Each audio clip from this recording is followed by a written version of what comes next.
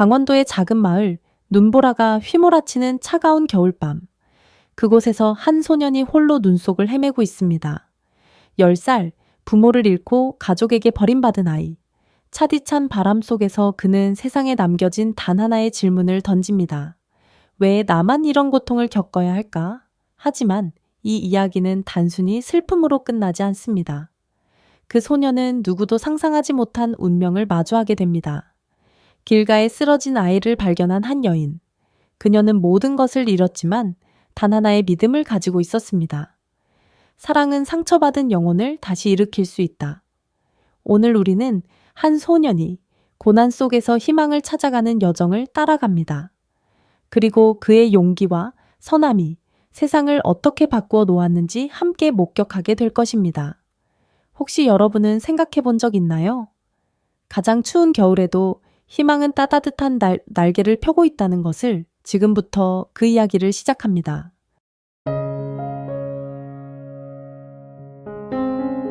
강원도의 작은 마을은 하얀 눈으로 뒤덮여 있었습니다. 매서운 바람이 불어오는 겨울, 사람들은 각자 따뜻한 집 안에서 설날을 준비하며 분주히 움직이고 있었습니다. 창문마다 김이 서리고 아이들의 웃음소리가 여기저기서 들려왔습니다. 하지만 마을의 끝자락에 있는 낡은 집에서는 그런 따뜻함을 찾아볼 수 없었습니다. 김준호, 10살 된 소녀는 작은 몸을 웅크린 채 냉랭한 방 안에 앉아 있었습니다. 그의 눈은 항상 슬픔에 젖어 있었고 얼굴은 마치 세상의 모든 짐을 짊어진 듯 초췌했습니다. 그는 교통사고로 부모를 잃은 후 삼촌 김동진의 집에서 얹혀 살게 되었습니다. 하지만 삼촌은 준호를 가족으로 받아들이기는커녕 오히려 그를 골칫거리로 여겼습니다. 너 때문에 내 인생이 망쳤어. 아무 쓸모도 없는 놈이. 동진은 늘 술에 취해 준호를 쏘아붙였습니다. 준호는 그 말에 익숙해졌지만 그날의 사건은 그의 마음을 더욱 얼어붙게 만들었습니다. 설날을 하루 앞둔 날, 준호는 집안일을 도맡아 하며 조심스럽게 움직이고 있었습니다. 하지만 그는 실수로 삼촌이 아끼던 고풍스러운 도자기를 떨어뜨리고 말았습니다. 쨍그랑 깨지는 소리와 함께 준호의 심장은 멈출 듯 뛰었습니다. 이놈이. 동진은 소리를 지르며 준호에게 다가갔습니다. 그의 얼굴은 술과 분노로 붉게 물들어 있었습니다. 준호는 고개를 푹 숙인 채 작게 중얼거렸습니다. 죄송합니다, 삼촌. 정말 죄송합니다. 그러나 그의 사과는 동진의 분노를 가라앉히지 못했습니다. 그는 준호를 거칠게 밀치며 소리쳤습니다. 너 같은 놈은 이 집에 있을 자격도 없어. 당장 나가. 동진은 준호를 마당으로 끌어내더니 문을 쾅 닫아버렸습니다. 밖은 영하의 추위가 매섭게 몰아쳤고 눈발이 점점 거세졌습니다. 얇은 옷 한 벌에 몸을 떨던 준호는 발걸음을 어디로 향해야 할지 몰랐습니다. 그는 그 자리에서 울음을 터뜨렸습니다.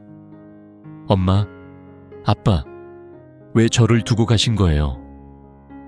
길을 걷던 준호의 몸은 점점 무거워졌습니다. 배고픔과 추위가 동시에 몰아치며 그의 의식을 앗아갔습니다. 결국 그는 눈 덮인 길가에 쓰러지고 말았습니다. 그때 한 여인이 지나가다가 준호를 발견했습니다. 얘야, 괜찮니? 목소리는 따뜻했고 그녀의 눈에는 걱정이 가득했습니다. 그녀는 바로 박순희 할머니였습니다. 남편과 아들을 잃고 홀로 살아가던 그녀는 늘 자신처럼 외로운 사람들을 보면 그냥 지나치지 못했습니다. 준호를 안아 올린 할머니는 그를 자신의 집으로 데려갔습니다. 집 안은 따뜻한 난로와 설날 준비로 가득 차 있었습니다. 박순희 할머니는 준호를 따뜻한 담요로 감싸며 말했다. 이 추운 날 혼자 길에서 뭘 하고 있었니? 무슨 일이 있었던 거야? 준호는 처음엔 아무 말도 하지 않았습니다. 하지만 할머니의 끊임없는 다정함에 조금씩 마음의 문을 열기 시작했습니다. 그는 부모님의 죽음, 삼촌의 학대, 그리고 자신이 집에서 쫓겨난 이야기를 털어놓았습니다. 할머니는 그의 이야기를 들으며 눈물을 흘렸습니다. 얘야, 세상이 너에게 이렇게 잔인하다니 마음이 아프구나. 하지만 기억하렴, 너는 혼자가 아니야. 나도 네 편이 되어줄게. 준호는 그날 처음으로 설날을 따뜻하게 맞이했습니다. 조촐한 식탁이었지만 그는 그곳에서 사랑을 느꼈습니다. 5년의 세월이 흘렀습니다. 준호는 할머니와 함께 살며 학교에 다니고 가끔은 동네 일을 도우며 지냈습니다. 그는 늘 할머니의 말씀을 되새겼습니다. 어떤 어려움이 와도 희망은 잃지 말아야 한다. 그러던 어느 날 그는 동네의 작은 식당에서 일을 시작했습니다. 처음에는 서툴고 자주 실수했지만 그의 성실함은 점점 인정받았습니다. 식당의 주인 이상호 씨는 준호를 보고 말했습니다. 넌 열심히 하는 아이구나. 앞으로 더 잘할 거야. 그 말은 준호에게 큰 힘이 되었습니다. 그곳에서 그는 새로운 삶을 배우며 점점 더 성장해 갔습니다. 10년이 지나고 준호는 서울에서 성공적인 청년 사업가로 자리 잡았습니다. 그가 세운 회사 희망의 날개는 어려운 이들에게 일자리를 제공하며 사회적으로 큰 반향을 일으켰습니다. 그는 늘 자신처럼 힘든 상황에 처한 사람들을 돕고자 했습니다. 그러나 어느 날 그의 과거가 다시 찾아왔습니다. 삼촌 김동진이 병에 걸려 모든 것을 잃은 채 준호를 찾아온 것이었습니다. 삼촌은 초라한 모습으로 말했다. 준호야, 미안하다. 정말 미안하다. 네 도움 없이는 살 수가 없어. 준호는 복잡한 감정을 느꼈습니다. 과거의 상처가 다시 떠오르며 그는 잠시 말을 잃었습니다. 그러나 그는 할머니의 말씀을 떠올렸습니다. 복수는 마음을 더 아프게 할 뿐이야. 용서가 너를 자유롭게 할 거란다. 결국 준호는 삼촌을 도와 병원비를 대주고 최소한의 삶을 살 수 있도록 도와주었습니다. 하지만 그는 삼촌에게 단호히 말했습니다. 이번 기회를 소중히 여기세요. 그리고 남은 삶은 스스로 책임지셔야 합니다. 설날이 다가왔습니다. 준호는 자신의 회사에서 커다란 자선 행사를 열고 어려운 아이들에게 장학금을 전달했습니다. 그날 한 소년이 준호에게 편지를 건넸습니다. 회장님, 덕분에 학교에 다닐 수 있게 되었어요. 저도 언젠가 회장님처럼 되고 싶어요. 준호는 소년을 보며 자신의 어린 시절을 떠올렸습니다. 그는 미소 지으며 말했다. 넌 할 수 있어. 절대 포기하지 마. 그리고 언젠가 다른 사람들에게 도움을 줄 수 있는 멋진 사람이 되렴. 그는 자신이 걸어온 길을 떠올리며 앞으로도 더 많은 사람들에게 희망을 전하기로 다짐했습니다. 서울의 설날은 강원도의 조용한 마을과는 완전히 다른 모습이었다. 번쩍이는 넌사인, 화려하게 꾸며진 거리, 그리고 사람들로 북적이는 중심가. 하지만 아무리 도시가 화려해도 준호에게 설날은 언제나 그의 과거를 떠올리게 하는 특별한 날이었다.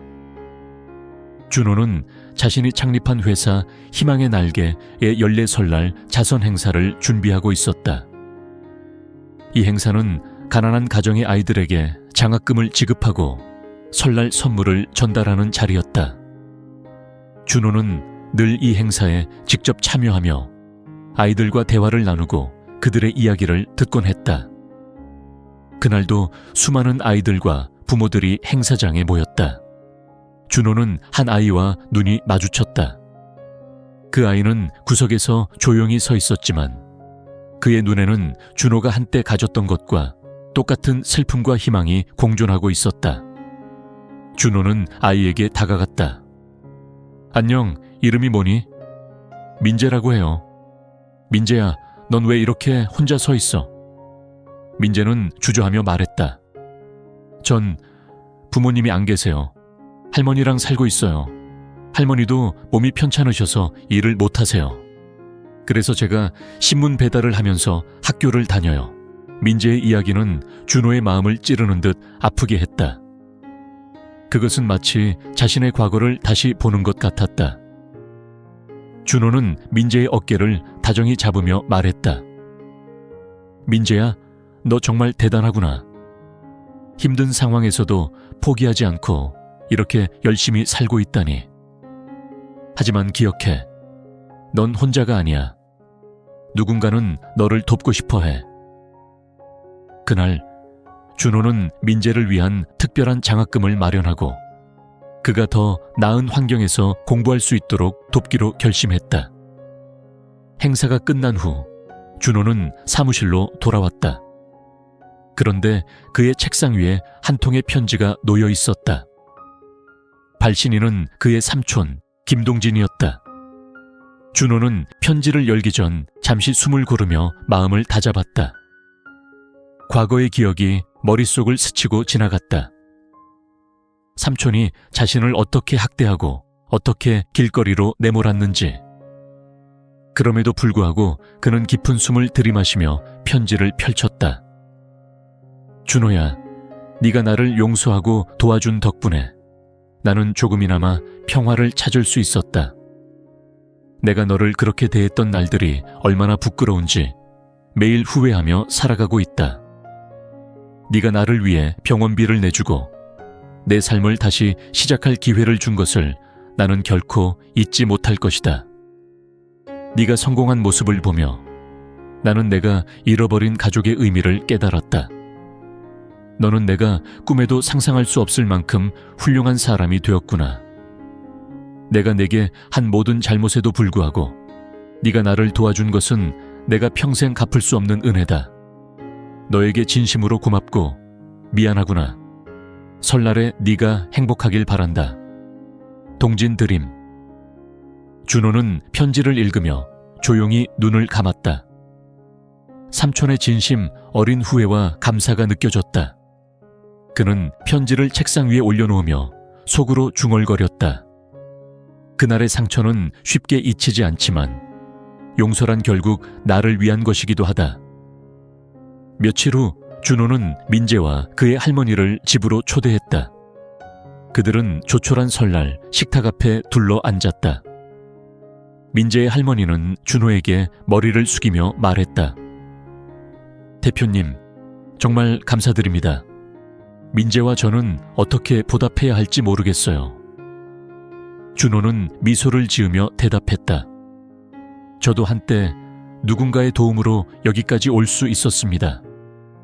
지금은 제가 받은 것을 다른 사람들에게 나누는 것뿐이에요. 식사가 끝난 후 민재는 준호에게 말했다. 저도 커서 회장님처럼 되고 싶어요. 다른 사람들을 돕고 싶어요. 준호는 민재의 말에 잠시 생각에 잠기더니 말했다. 민재야, 너는 이미 훌륭한 사람이야. 네가 지금 하는 모든 노력이 너를 더 강하게 만들어 줄 거야. 포기하지 말고 꿈을 향해 나아가렴. 몇 년 후 준호는 민재가 대학에 합격했다는 소식을 들었다. 그리고 그날 민재는 준호를 찾아와 말했다. 회장님, 저도 이제 누군가를 돕고 싶어요. 제가 받은 사랑을 돌려주고 싶습니다. 준호는 민재를 보며 자신이 걸어온 길과 겪었던 모든 고난을 떠올렸다. 그리고 그는 민재에게 말했다. 네가 받은 사랑을 또 다른 사람들에게 나눠준다면 그 사랑은 끝없이 이어질 거야. 너는 이미 세상에 희망을 주고 있어. 준호는 그날 밤 창밖을 바라보며 속삭였다. 희망은 끝이 없는 날개를 가진다. 그리고 나는 그 날개를 계속 펼칠 것이다. 설날이 지나고 회사 희망의 날개는 한창 바쁜 시기를 맞이했다. 준호는 사업 확장과 새로운 프로젝트 준비로 하루하루가 쉴 틈 없이 돌아가고 있었다. 하지만 그는 바쁜 와중에도 설날 행사에서 만난 민재를 잊지 못했다. 민재는 준호가 어린 시절을 떠올리게 하는 특별한 아이였다. 어느 날 민재가 준호에게 찾아왔다. 그는 손에 낡은 공책 한 권을 들고 있었다. 회장님, 이건 제가 매일 적은 기록이에요. 제가 꼭 해야 할 일, 그리고 회장님처럼 되고 싶다는 다짐을 쓴 거예요. 공책 속에는 민재의 또박또박한 글씨로 채워진 꿈과 계획이 적혀 있었다. 준호는 공책을 한 장 한 장 넘기며 미소 지었다. 민재야, 네가 얼마나 성실한지 이 공책만 봐도 알 수 있어. 네가 가진 열정은 무엇이든 해낼 수 있는 힘이야. 네 꿈을 이루기 위해 내가 할 수 있는 건 모두 도와줄게. 민재는 준호의 말에 힘을 얻었지만 그의 얼굴에는 걱정이 서려 있었다. 회장님, 할머니가 요즘 많이 아프세요. 병원비도 점점 감당하기 어려워요. 준호는 민재의 손을 꼭 잡으며 말했다. 걱정 마. 할머니가 잘 치료받으실 수 있도록 내가 지원할게. 네가 지금 해야 할 일은 네 자신을 믿고 할머니를 위해 더 열심히 살아가는 거야. 몇 주 후 준호는 민재의 할머니가 입원한 병원을 직접 방문했다. 할머니는 준호를 보자 눈시울을 붉혔다. 회장님, 이렇게까지 해주시다니 정말 감사해요. 저희 민재는 회장님 덕분에 희망을 얻었어요. 준호는 고개를 저으며 말했다. 저도 한때 누군가의 도움으로 다시 시작할 수 있었어요. 이건 그분들께 받은 사랑을 돌려드리는 것뿐입니다. 할머니의 병실에서 나오는 길, 준호는 자신이 걸어온 길과 할머니 박순희를 떠올렸다. 그녀가 없었다면 지금의 자신은 존재하지 않았을 것이다. 그는 마음속으로 그녀에게 속삭였다. 할머니, 제가 받은 사랑을 잊지 않고 전하고 있어요. 제게 해주셨던 말씀처럼 세상은 여전히 희망으로 가득하다는 걸 증명하고 싶어요. 한편 준호의 회사는 사회적 기업으로서 점점 더 큰 주목을 받고 있었다. 그의 사업은 경제적 성공을 넘어 사회적 가치를 창출하는 모델로 자리 잡았다. 하지만 이러한 성공은 언제나 도전에 직면하기 마련이었다. 어느 날 준호는 회사의 재무팀에서 한 통의 보고를 받았다. 회장님, 최근 들어 회사의 기밀이 외부로 유출되고 있는 정황이 포착되었습니다. 준호는 놀랐다. 누군가 그의 회사와 그의 꿈을 위협하려 하고 있었다. 그는 즉시 조사를 지시했지만 이 과정에서 예상치 못한 인물이 나타났다. 바로 준호의 과거 친구였던 한성민이었다. 한성민은 과거 준호와 대학 시절 함께 꿈을 꾸던 동료였다. 하지만 졸업 후 둘은 각자의 길을 걷게 되었고 성민은 결국 다른 길을 선택했다. 그는 돈과 권력을 좇으며 윤리적인 가치를 간과한 선택을 반복해왔다. 준호야, 네가 이렇게 성공했으니 조금 나눠주는 게 어떠냐? 성민은 준호를 조롱하듯 웃으며 말했다. 난 네가 하는 일이 순수한 이상주의에 불과하다고 생각해. 세상은 그렇게 착하지 않아. 준호는 그의 말을 듣고 한동안 침묵했다. 하지만 그는 곧 단호히 대답했다. 성민아, 세상이 착하지 않다면 우리가 그걸 바꾸기 위해 노력해야 하지 않겠어? 나는 돈과 성공을 위해 내 양심을 포기할 수 없어. 내 길은 다를 뿐이야. 성민은 비웃으며 떠났지만 준호는 그와의 대화가 남긴 씁쓸함을 떨쳐낼 수 없었다. 그는 자신이 가야 할 길에 대해 다시 한번 다짐하며 회사로 돌아왔다. 설날이 또 한 번 다가왔다. 준호는 올해도 어김없이 자선 행사를 준비하고 있었다. 그는 여전히 자신을 믿고 따르는 직원들과 함께 더 많은 사람들에게 희망을 전하기 위해 바쁘게 움직였다. 그날 밤 그는 사무실에서 민재의 편지를 읽었다. 편지 속에서 민재는 이렇게 적고 있었다. 회장님, 제가 받은 사랑 덕분에 꿈을 포기하지 않았습니다. 저도 언젠가 회장님처럼 사람들에게 희망을 전할 수 있는 사람이 되고 싶습니다. 준호는 민재의 글을 읽으며 자신이 걸어온 모든 길이 헛되지 않았음을 느꼈다. 그는 혼잣말로 속삭였다. 희망은 끝나지 않아. 우리가 나누는 사랑과 용서는 다음 세대에게 계속 이어질 거야. 준호는 설날 자선 행사가 끝난 뒤에도 한동안 사무실에 남아 밀린 업무를 처리하고 있었다. 밤이 깊어갈수록 도시는 점점 더 조용해졌지만 그의 머릿속은 오히려 복잡해졌다. 민재의 편지를 읽으며 따뜻함을 느낀 것도 잠시. 최근 회사의 기밀 유출 사건과 성민과의 대화가 준호를 계속 괴롭히고 있었다. 그때 그의 비서가 급히 문을 두드리며 들어왔다. 회장님, 큰일입니다. 언론사에서 회사 관련 익명의 제보를 받아 보도하려고 합니다. 어떤 내용이죠? 희망의 날개가 기부금을 유용하고 있다는 혐의입니다. 준호는 순간 어안이 벙벙했다. 자신이 평생을 바쳐 이루어온 회사가 한순간에 의심받고 흔들릴 수 있다는 생각이 들자 차가운 공기가 온몸을 감쌌다. 그는 곧 비서를 진정시키며 말했다. 증거는요?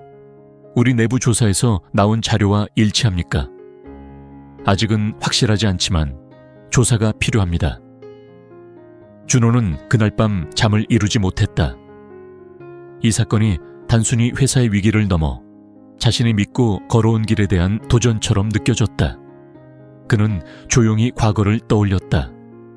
어린 시절 박순희 할머니의 작은 집에서 처음 느꼈던 따뜻함, 식당에서의 첫 일자리, 그리고 처음 장학금을 받았던 날. 그는 매 순간 자신을 이끌어준 믿음과 도움을 떠올리며 속으로 다짐했다. 진실은 반드시 이길 것이다. 나는 포기하지 않는다. 며칠 뒤 언론은 익명의 제보를 근거로 회사에 대한 의혹을 보도하기 시작했다. 대중들의 반응은 엇갈렸다. 많은 이들은 준호와 그의 회사가 그동안 해온 선행을 믿었지만 일부는 의심을 품었다. 그때 뜻밖의 인물이 준호를 찾아왔다. 바로 성민이었다. 준호야, 내가 네 회사에 대해 조금 조사를 해봤어. 왜? 네가 갑자기 내 일에 관심을 가지는 이유가 뭐지? 성민은 한숨을 쉬며 말했다. 솔직히 너를 곤란하게 만들고 싶었어. 하지만 네가 진짜로 내 일을 믿고 있다는 걸 깨달았어. 그래서 말인데, 익명의 제보자는 내가 아는 사람일지도 몰라. 준호는 그의 말에 놀랐다. 성민은 자신이 과거 알고 지내던 몇몇 경쟁업체의 관계자들과 접촉했음을 고백했다. 그들은 너의 성공을 견딜 수 없어 해. 그리고 내가 그들에게 틈을 준 것 같아. 준호는 성민의 말을 들으며 복잡한 감정을 느꼈다. 분노와 배신감이 일었지만 그는 이를 억누르고 말했다. 성민아, 네가 진실을 밝힐 수 있는 열쇠라면 도와줄 수 있겠니? 성민은 잠시 망설였지만 고개를 끄덕이며 답했다. 알았어. 내가 도울게. 이건 나도 바로잡아야 할 일이야. 성민의 도움으로 회사 내부의 자료와 제보자가 관련된 외부의 흔적이 하나둘 드러났다. 제보자는 실제로 경쟁업체에 고용된 사람이었으며 준호와 그의 회사를 무너뜨리기 위해 날조된 정보를 언론에 흘린 것이었다. 하지만 사건은 여기서 끝나지 않았다. 준호는 단순히 자신의 무고함을 증명하는 데서 멈추지 않았다. 그는 성민과 함께 이 사건이 불러일으킨 여론을 통해 더 중요한 메시지를 전달하기로 결심했다. 기자회견에서 준호는 이렇게 말했다. 이번 사건을 통해 저는 우리가 믿는 가치가 얼마나 쉽게 의심받을 수 있는지 깨달았습니다. 하지만 믿음은 의심보다 강합니다. 희망의 날개는 단지 제가 이끄는 회사가 아니라 우리 모두가 함께 만들어가는 희망의 상징입니다. 어떤 도전이 와도 우리는 계속해서 나아갈 것입니다.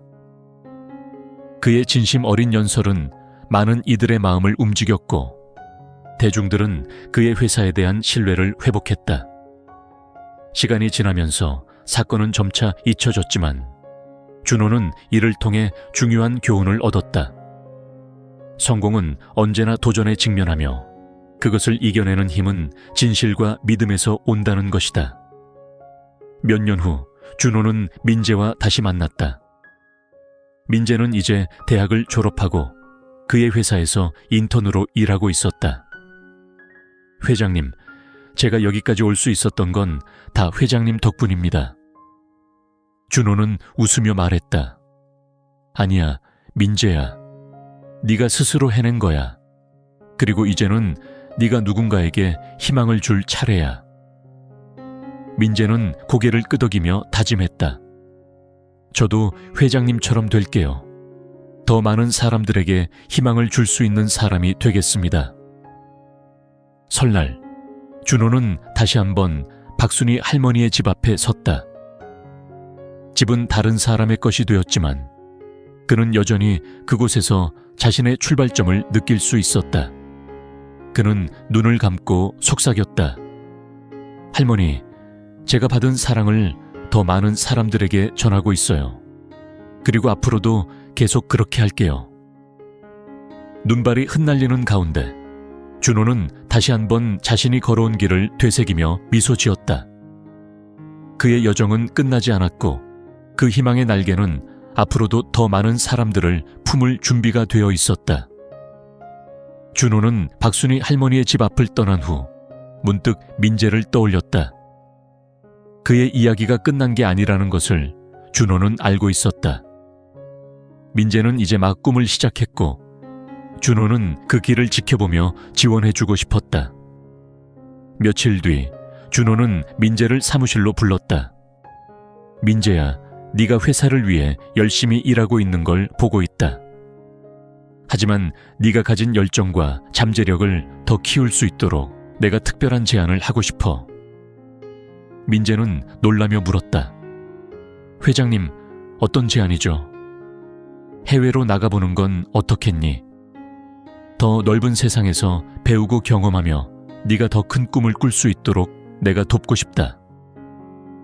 민재는 잠시 고민했다.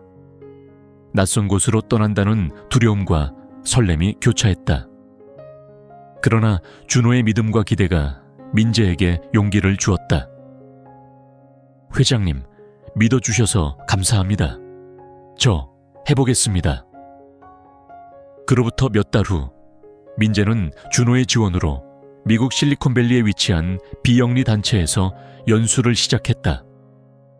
그곳은 세계 각지에서 온 젊은 인재들이 모여 사회적 문제를 해결하기 위해 협력하는 곳이었다.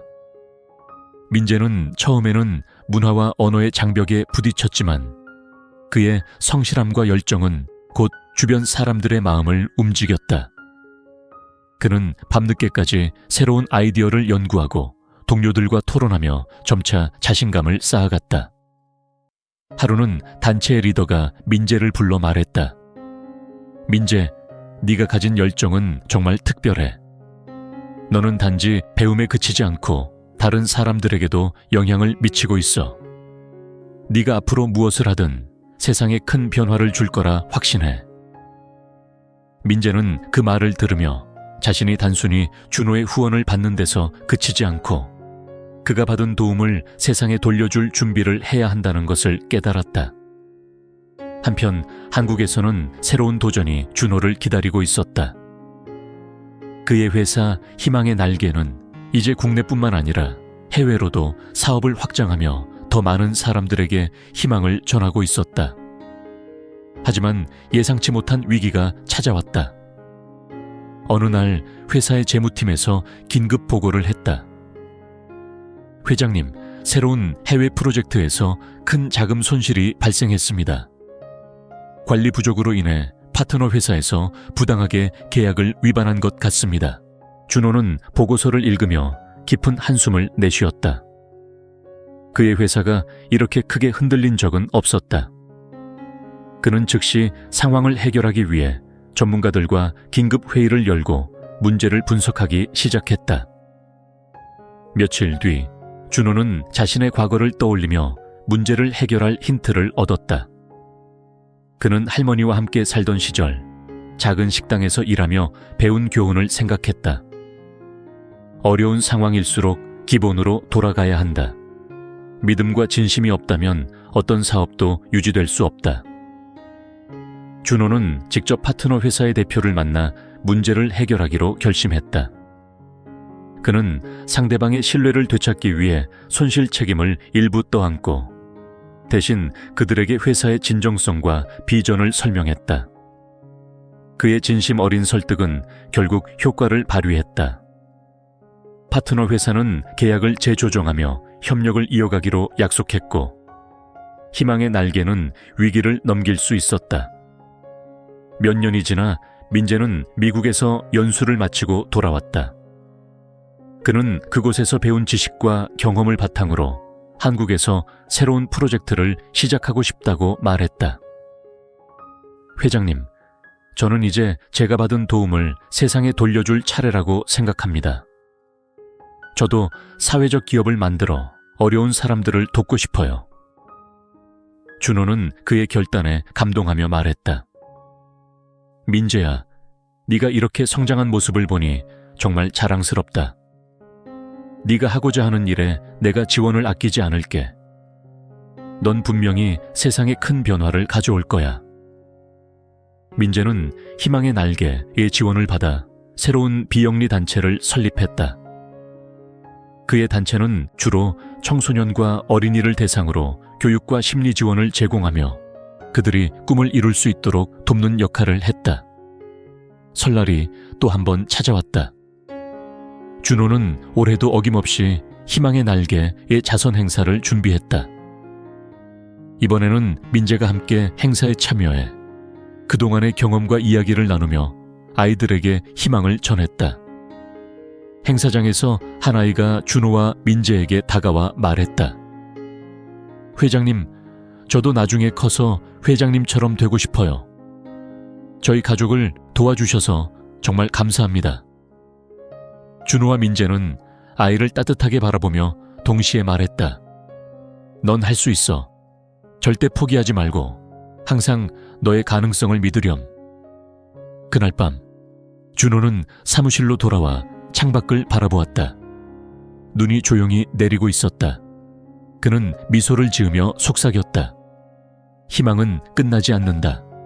그리고 나는 이 희망의 날개를 더 많은 사람들에게 펼칠 것이다.